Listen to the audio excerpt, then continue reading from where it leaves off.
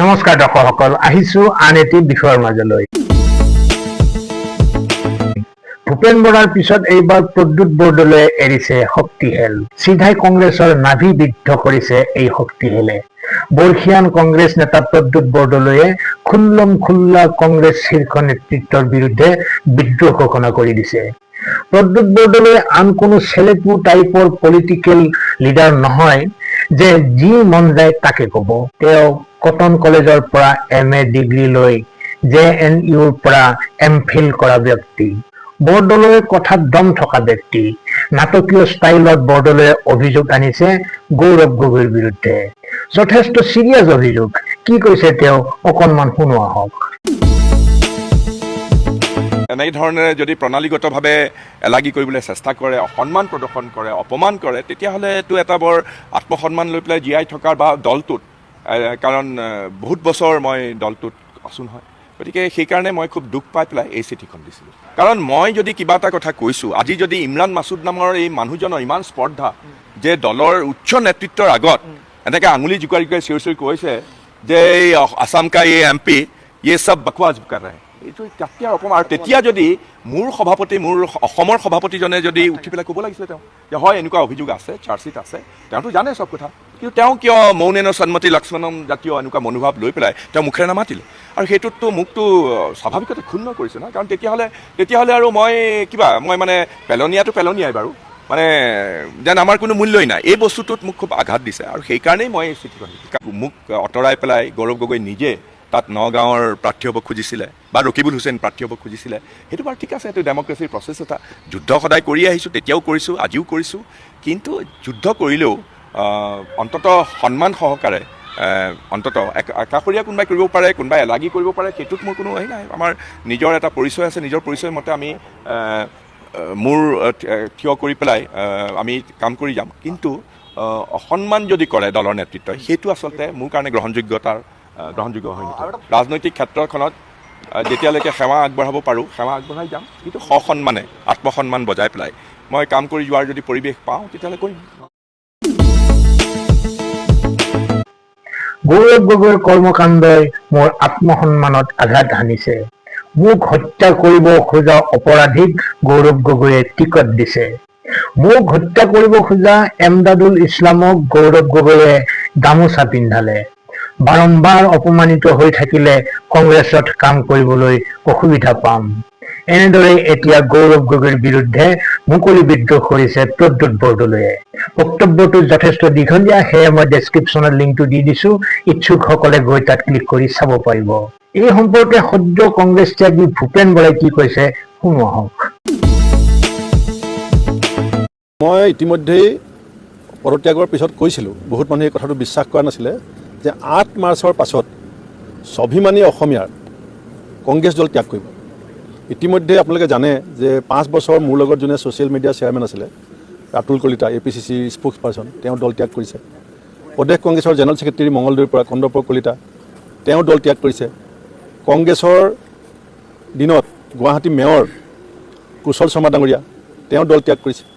ধুবুৰীত একমাত্ৰ জ্যেষ্ঠ হিন্দু নেতা, গোটেই ধুবুৰীত ডক্টৰ অচিন মহন্ত ইউনিভাৰ্চিটিৰ প্ৰফেচাৰ আছিলে, তেওঁ দল ত্যাগ কৰিছে। আপোনাৰ ডিব্ৰুগড়ত আমাৰ এগৰাকী আদিবাসী চাহ জনগোষ্ঠী সম্প্ৰদায়ৰ ডাক্তৰ, আটাইতকৈ এজন ইণ্টেলেকচুৱেল কংগ্ৰেছ লিডাৰ আছিলে ডক্টৰ প্ৰভাকৰ, তেওঁ দল ত্যাগ কৰিছে। 2জন MLA আব্দুল ৰচিদ মণ্ডল, আব্দুল খণ্ডকাৰ, ইতিমধ্যে দল ত্যাগ কৰিছে। এইটো জাষ্ট সামান্য আৰম্ভণি। মই তেতিয়াই কৈছিলোঁ যে প্ৰদ্যুৎ বৰদলৈ ডাঙৰীয়া, দেৱব্ৰত শইকীয়া ডাঙৰীয়াৰ অৱস্থাটো মহাভাৰতৰ কৌৰৱৰ লগত থকা কৰ্ণৰ নিচিনা হৈছে। কাৰণ কৰ্ণই গম পাইছিলে কৌৰৱৰ পতন ঘটিব, কিন্তু বচনবদ্ধ হৈ পেলাই কৃষ্ণৰ সখী হোৱাৰ পাছতো কৰ্ণ কৌৰৱৰ লগত আছিলে। এতিয়া প্ৰদ্যুৎ বৰদলৈ ডাঙৰীয়া সম্পৰ্কত বৰদলৈ ডাঙৰীয়াক আপোনালোকে সুধিলে মই ভাল পাম। ৰকিবুল হুছেইনে কয় যে প্ৰদ্যুৎ বৰদলৈক মই নগাঁৱলৈ আনিছিলোঁ, মই জিকাইছিলোঁ। আৰু ৰকিবুল হুছেইন যেতিয়া মন্ত্ৰী আছিলে তেতিয়া নগাঁৱত 4বাৰ BJP MP জিকিছিলে, ৰাজেন গোহাঁই ডাঙৰীয়া। ৰকিবুল হুছেইন যেতিয়া MLA, যেতিয়া কেবিনেট মিনিষ্টাৰ, তেতিয়া নগাঁৱত BJP জিকে। প্ৰথম নগাঁও চিটটো 20 বছৰৰ মূৰত উদ্ধাৰ কৰিলে বৰ্তমান সাংসদ প্ৰদ্যুৎ বৰদলৈ ডাঙৰীয়াই। আৰু সেইটো বেলেগৰ আগত বাদ দিয়ক, প্ৰদ্যুৎ বৰদলৈ ডাঙৰীয়া বহি থকাৰ সময়ত ৰাহুল গান্ধী ডাঙৰীয়াৰ আগত কৈছিলে, মই যেতিয়া সভাপতি, যে মই প্ৰদ্যুৎ বৰদলৈক নগাঁৱত আনিছিলোঁ, মই প্ৰদ্যুৎ বৰদলৈক জিকাইছোঁ। আৰু তেওঁ আগতে কেলৈ জিকাব নোৱাৰিলে? তেতিয়া মই গম পাওঁ যে এই ধৰণৰ তুচ্ছ তাচ্ছিল্য যদি কৰি থাকে, দেৱব্ৰত শইকীয়া ডাঙৰীয়াই যেতিয়া মিটিংবিলাকত এটা পৰামৰ্শ দিয়ে, তেতিয়া ৰকিবুল হুছেইনে গৌৰৱ গগৈক কয় এওঁ বিজেপি এজেণ্ট। দেৱব্ৰত শইকীয়া ডাঙৰীয়াই যদি ৰাহুল গান্ধী ডাঙৰীয়াক এটা পৰামৰ্শ দিয়ে, গতিকে এই ধৰণৰ যিটো তুচ্ছ তাচ্ছিল্য সহ্য কৰিব নোৱাৰা মানুহ এতিয়া যিখিনি আছে কংগ্ৰেছত, সেইখিনি এটা ওলাব। আৰু থাকিবলৈ হ'লে স্বাভিমানী অসমীয়া যদি কংগ্ৰেছত থাকিবলৈ হয়, তেওঁলোকে আমি যেনেকৈ আমাৰ সত্ৰত গৈ পেলাই শৰণ লওঁ, তেওঁলোকে ৰকিবুল হুছেইনৰ ঘৰত গৈ শৰণ ল'ব লাগিব। ইয়াৰ কোনো বিকল্প নাই। এতিয়া কংগ্ৰেছ মানে এইটো APCC আৰ। এতিয়া প্ৰদ্যুৎ বড়োই ডাঙৰীয়াই সিদ্ধান্ত ল'ব লাগিব APCC আৰত থাকিব নাথাকে।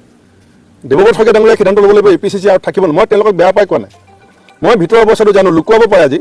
এতিয়া প্ৰদ্যুৎ দাই যিখন চিঠি লিখিছে, সেইখন চিঠিটো মই আগতেই লিখিছোঁ। যদি বিচাৰিলেহেঁতেন মোৰ পদত্যাগৰ পাছত বা মোৰ পদত্যাগ পত্ৰখনৰ পাছত কংগ্ৰেছে সংস্কাৰ হ'লহেঁতেন নে নহ'লহেঁতেন। আৰু আজিৰ তাৰিখত প্ৰদ্যুৎ বড়োই ডাঙৰীয়াতকৈ ছিনিয়ৰ কংগ্ৰেছী কোন আছে? তেওঁক যিজন মানুহে মাৰপিট কৰিছে, গাড়ী ভাঙিছে, লোহা দি খুচি গাড়ীত সোমোৱাই দিছে, কপাল ভাল আছিলে বাচি আহিছে, এতিয়া সেইজন গৌৰৱ গগৈ গাড়ীত ঘূৰি থাকে। আপুনি কথাটো ভাবক কংগ্ৰেছ কোনফালে গৈ আছে। প্ৰদ্যুৎ বড়োলৈ পইচা লৈ পেলাই খোচা মানুহজনক গৌৰৱ গগৈ ঘৰলৈ আহিলে গামোচা দিয়ে। পচা লৈ হত্যা কৰিব খোজা অপৰাধীক গামোচা পিন্ধাইছে গৌৰৱ গগৈয়ে। কোনো স্বাভিমানী অসমীয়া নেতাই নিশ্চয় এনে ব্যৱহাৰ কামনা নকৰে নিজ দলৰ সভাপতিৰ পৰা। মুখ্যমন্ত্ৰীৰ কথাই সঁচা হবলৈ গৈ আছে নেকি বাৰু? আহক এইখিনিতে হিমন্ত বিশ্ব শৰ্মাৰ বক্তব্য শুনি লওঁ।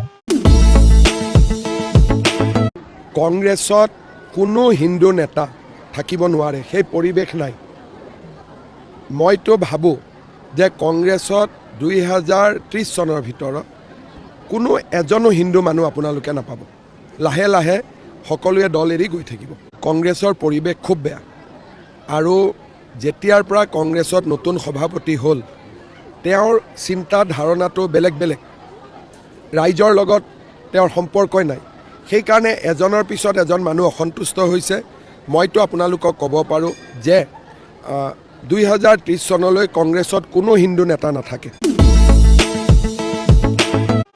মুখ্যমন্ত্ৰীৰ মতে 2030 চনৰ আগত সকলো হিন্দু নেতা কংগ্ৰেছৰ পৰা ওলাই আহিব। প্ৰদ্যুৎ বৰদলৈও এই সময়ত বিজেপিলৈ আহিব নেকি? এই সম্পৰ্কত সভাপতি দিলীপ শইকীয়াৰ বক্তব্য কি বাৰু? যেতিয়া নিৰ্বাচন আহে তেতিয়া পথ পৰিৱৰ্তনবিলাক হৈ থাকে, এইটো আপোনালোকেও জানে।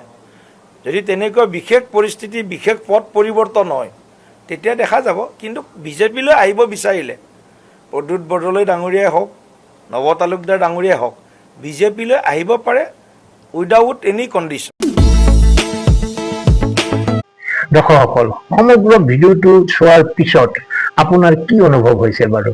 সেয়া নিশ্চয় কমেণ্ট বক্সত লিখিবলৈ নাপাহৰিব। মই কওঁ, যিসকলে গৌৰৱ গগৈৰ আগমনক লৈ উৎফুল্লিত হৈছিল, হৰ্ষোল্লাস কৰিছিল, তেওঁলোকৰ বাবে এয়া নিশ্চয় এক বেয়া খবৰ। বাকী যি নহওক, আকৌ কৈছোঁ, সমগ্ৰ ভিডিঅ'টো চোৱাৰ পিছত আপোনালোকৰ কি অনুভৱ হ'ল, কি চিন্তাৰ উদ্যোগ হ'ল, সেয়া নিশ্চয় কমেণ্ট বক্সত লিখিব। আজিলৈ এৰিছোঁ। ভালে থাকক, কুশলে থাকক। ধন্যবাদ।